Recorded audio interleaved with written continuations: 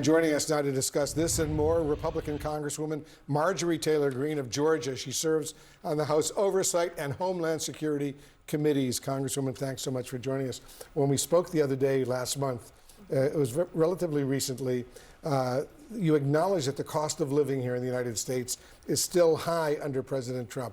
Is that a major reason why Republicans, you believe, lost the elections the other day? It's a massive reason, and I think they were surprised by it.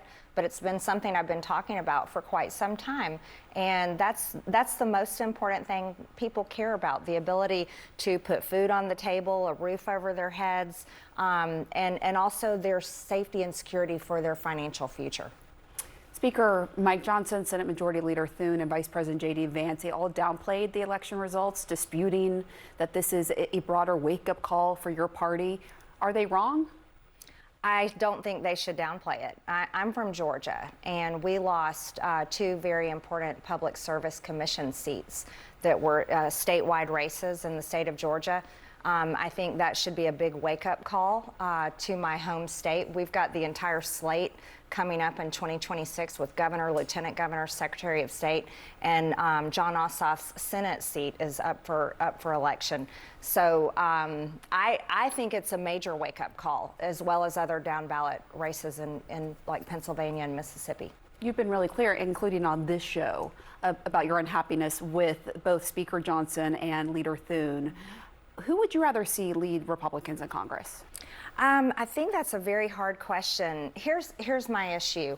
I'm America first, and I don't apologize for that. And I believe Congress, both Democrats and Republicans, should be serving the American people. And when you campaign on America first, it's like having a restaurant advertising like a certain type of food, and then you don't deliver America first, and your customers come in your restaurant and the food's totally different, and they're like, wait a minute, this isn't what I was coming in for. You're not going to have those return customers. And I see it through that business lens. And here, I was telling my staff on the way here, I said, I voted to fund the government on September 18th.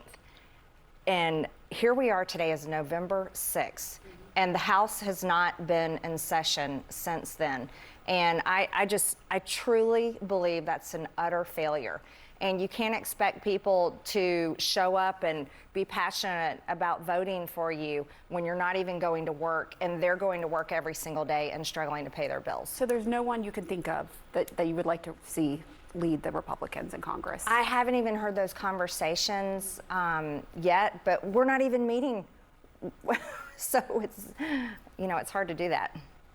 The President Trump, told Senate Republicans behind closed doors yesterday, as you probably read about, that Republicans are getting, quote, killed over the government shutdown, and that's why they must change their approach or risk future losses. I know you feel similarly. Have you spoken directly with the president about this? I have not, but I did speak to him some time ago about using the nuclear option and overriding the filibuster. And I told him, I said, Mr. President, this is the only way you're going to get your agenda across. And I called for it, I think it was early October. I actually started calling, saying that, Democrats should vote to fund the government, but Republicans are equally responsible. And if they're serious about funding the government, they should use the nuclear option and override the filibuster to get it done. And so I'm very pleased to see President Trump saying the same thing I'm saying. I'm just curious, when did you talk to him about that? Because he came out recently, as you well know, and called for Republicans to get rid of the filibuster and use the nuclear option. Do you think that could have been tied to your push for that, or when did you talk to him? I think I spoke to him about that on that issue. That phone call was actually several months ago, because I had been seeing it coming. We're not accomplishing the agenda. We're not passing bills that reflect his executive orders, and there is no effort to have any type of consensus on a health care plan, which I am very passionate about, as health insurance premiums are crushing Americans. And but I'm not sure what changed his mind on that, but he'd called for it before in his first administration. So this is something that President Trump believes in. Have you talked to him during the shutdown? No, I have not spoken to him with the shutdown. You obviously are very devoted to President Trump. You've made that clear. You have campaigned for him. Is there anything, though, you'd critique or do differently? My critique is not being focused on America First, but I largely blame that on our Congress because I serve in the House. I also blame that on who's advising him in the White House. You know, keeping him on nonstop tours around the world and nonstop meetings with foreign countries' leaders is not America First. It's just not. I think domestic policy should be the most important issue that the president and the Republican-controlled House and Senate are working on, and that showed up in the election on But Tuesday. as the president, does he get some responsibility for that? Well, of course. I mean, every president is responsible for the way that they lead, but they're also in a silo of information. And I think that's why after the election on Tuesday, you saw President Trump come out and react differently, probably because they couldn't keep him siloed. And here's the polls, sir, and this is what people are saying. I think he saw for himself, and he's reacted. It's very interesting. You're an influential Republican in the House of Representatives, and we hear you breaking with your party on several issues, like the shutdown, the government shutdown, health care, foreign policy, the Epstein files. You say that's nothing new, but Congresswoman Alexandria Ocasio-Cortez, she's arguing that this is all a, quote, revenge tour on your part because President Trump prevented you from running for Georgia's Senate seat next year. Is there any truth to her claim? No, there's no truth to it. I actually put out a statement earlier this summer on why I didn't want to run for Senate. And if you look at the gridlock in the Senate right now, that actually I find repulsive, it just shows, why would I'm a serious person. I like to achieve things.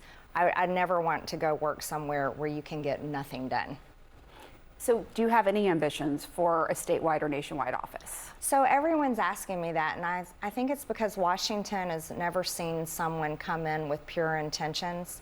I'm literally one of those disenfranchised, forgotten Americans that feels like the government has failed them, and I just so happened to get elected to Congress. So I didn't come in here with some sort of career or desire to just continue climbing the ladder. All I really want to do is do the job that I'm doing right now, and I'm trying very hard to do it, but we can't even go to work, so it's pretty hard to do it. Are you completely ruling out the possibility of running for president in 2028? So that was a rumor that got started yesterday, completely baseless. I never said I was running for president in 2028. I said I wasn't running for governor in this upcoming election. I said I wasn't running for Senate in this upcoming election, and I haven't said I'm running for president. Think about this. I'm against foreign wars to the military-industrial complex. Do you think they'd donate to me? No. I'm against Big Pharma, so do you think Big Pharma would donate to me? No. Health insurance industry? Absolutely not. I've been burning them to the ground. So I wouldn't be a candidate that would have all that big donor money. I'd have to send out like small dollar campaign requests. But seriously though, I never said that. It just, the rumor started yesterday and it got shared everywhere.